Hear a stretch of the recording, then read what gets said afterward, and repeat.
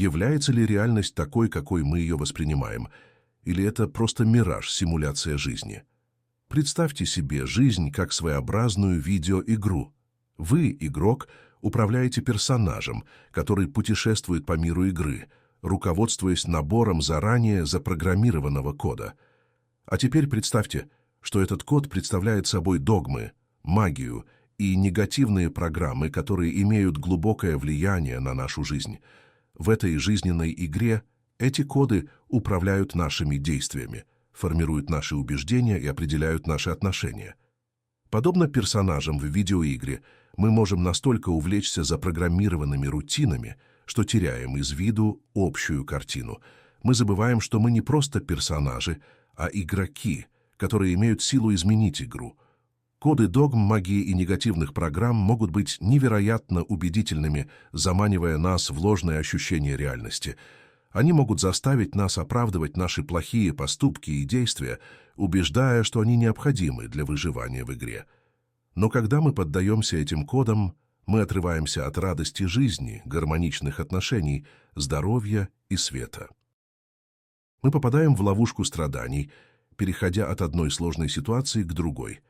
Как персонаж в видеоигре, который проходит уровень за уровнем, все сложнее и сложнее. Но в отличие от видеоигры, ставки в этой жизненной игре намного выше.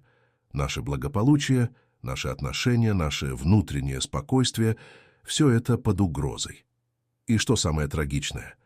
Эта реальность, в которой мы живем, не более чем мираж.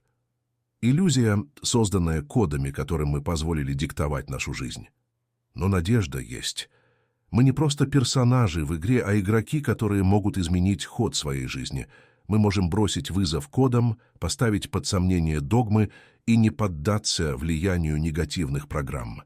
Если мы позволяем этим программам контролировать нас, мы попадаем в ловушку цикла несчастья, вечно гоняясь за неуловимым счастьем. Но распознав и отбросив эти влияния, мы можем начать видеть сквозь мираж и почувствовать истинную суть жизни. И тогда начинается настоящая игра. Но что, если бы мы могли вырваться из этого круга? Что, если бы мы могли пойти по зову своей души? Представьте себе, если хотите, птицу в позолоченной клетке. Она поет свою жалобную песню, не зная о потенциале свободы, что кроется за решеткой ее тюрьмы. Но однажды дверь клетки открывается. Птица не сразу понимает, что теперь она может сбежать, но как только она это делает, она вылетает и взлетает высоко в небо, ничем не ограниченная и свободная. Это похоже на освобождение, которое мы чувствуем, когда вырываемся из оков догм, магии и негативных программ, державших нас в цепях. Когда мы принимаем сознательное решение идти по зову своей души, мы тоже можем взлететь высоко, освободившись от ограничений, которые удерживали нас на земле в обыденном и жалком.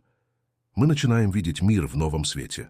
Мы начинаем ощущать божественную гармонию внутри себя, гармонию, которая резонирует с ритмом Вселенной.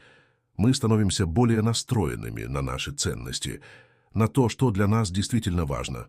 Мы начинаем понимать и чувствовать истинную суть жизни, и таким образом мы начинаем жить жизнью, которая является осмысленной и по-настоящему духовной.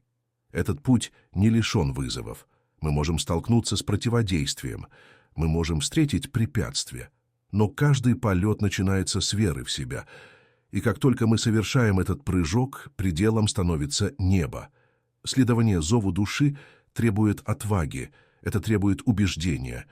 Но самое главное — это глубокая, непоколебимая вера в собственную ценность, в собственный потенциал для роста и самосовершенствования. Мы можем споткнуться, мы можем упасть, но пока мы продолжаем вставать, пока мы смотрим на горизонт, мы можем пройти сквозь бури и выйти более сильными, мудрыми и более реализованными. Те, кто прислушивается к зову своей души, живут осмысленной жизнью, полной радости и в гармонии со Вселенной и своим высшим «Я». Это те, кто по-настоящему живет, в то время как другие просто существуют. Они являются теми, кто ярко светит, освещая путь для других. Освободившись, они начинают жить реальной жизнью.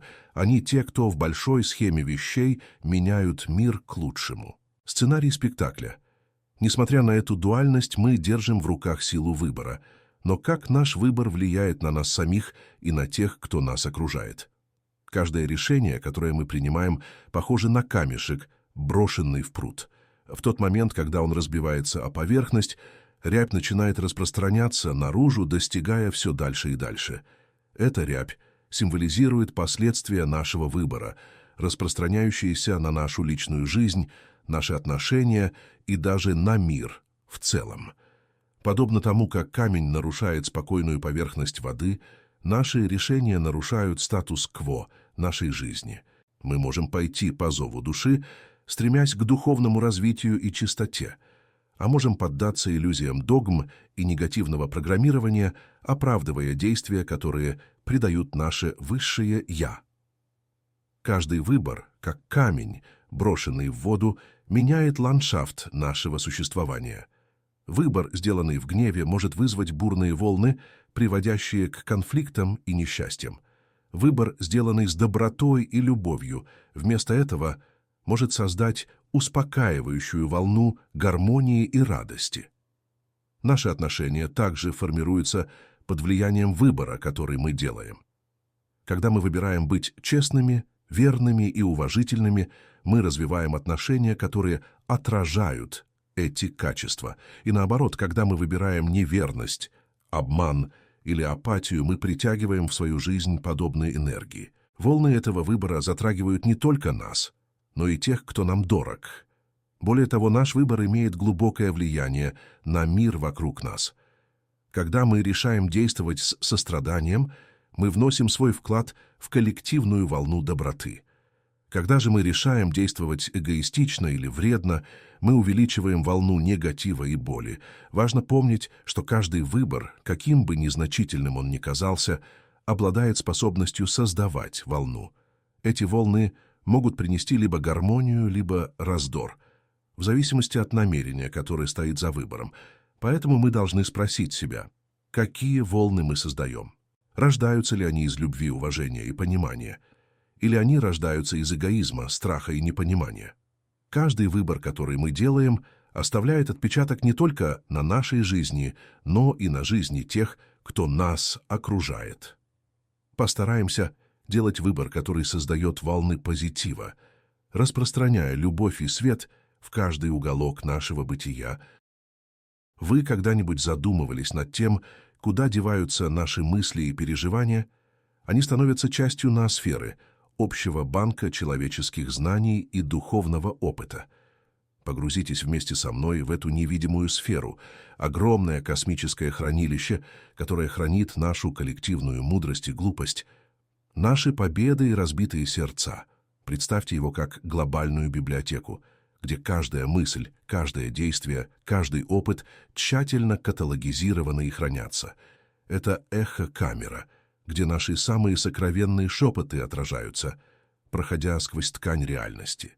Подобно тому, как рябь в пруду может создавать волны, наши мысли и переживания, попадая в ноосферу, имеют силу влиять не только на наш личный путь, но и на развитие человечества. Наши радости и печали, наши надежды и страхи, наши мечты и кошмары — все это вносит свой вклад в это всемирное сознание. Однако это не односторонний процесс. Ноосфера также является источником мудрости, резервуаром, из которого мы можем черпать понимание и вдохновение. Это как открытая книга, которая рассказывает историю человечества через индивидуальные нарративы миллиардов душ.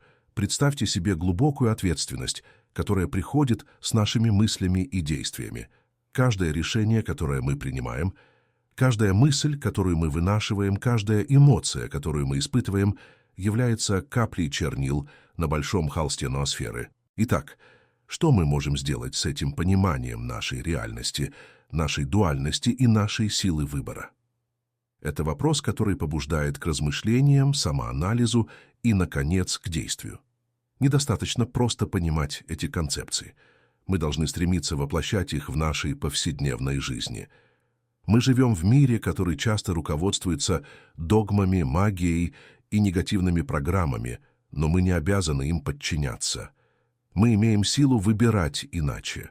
Мы можем выбирать добро, гармонию и согласование с нашим высшим «я».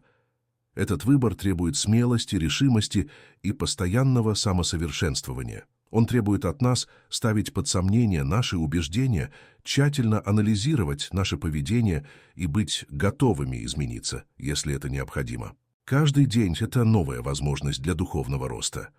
Каждый миг — это шанс стать более осознанным, углубить свое понимание истинной сути жизни. Это не всегда бывает легко. Бывает некомфортно смотреть внутрь себя, встречаться со своими недостатками и слабостями. Но этот дискомфорт является признаком роста, признаком того, что мы отдаляемся от миража реальности и приближаемся к аутентичному существованию. Путь самосовершенствования не является одиноким. Мы все взаимосвязаны, являемся частью глобального сознания, которое мы называем ноосферой. Наши мысли, наши действия, наш духовный опыт — все это является вкладом в этот коллективный пул знаний и мудрости. Когда мы стремимся совершенствовать себя, мы также вносим свой вклад в улучшение человечества. В этом двойном мире выбор, который мы делаем, влияет не только на нас самих, но и на тех, кто нас окружает. Наши друзья, наша семья, те, кого мы любим, и те, кого мы предаем. Все мы являемся продолжением друг друга. Наше взаимодействие с другими, то, как мы решаем конфликты, как относимся к тем, кто нас окружает, это отражение нашего внутреннего состояния. И поэтому мы должны спросить себя, какой след мы хотим оставить в мире? Хотим ли мы увековечить негативные циклы или хотим быть катализаторами позитивных изменений? Ответ лежит внутри нас самих. Помните, каждый выбор, который мы делаем, оставляет след. Какой след в мире хотите оставить вы?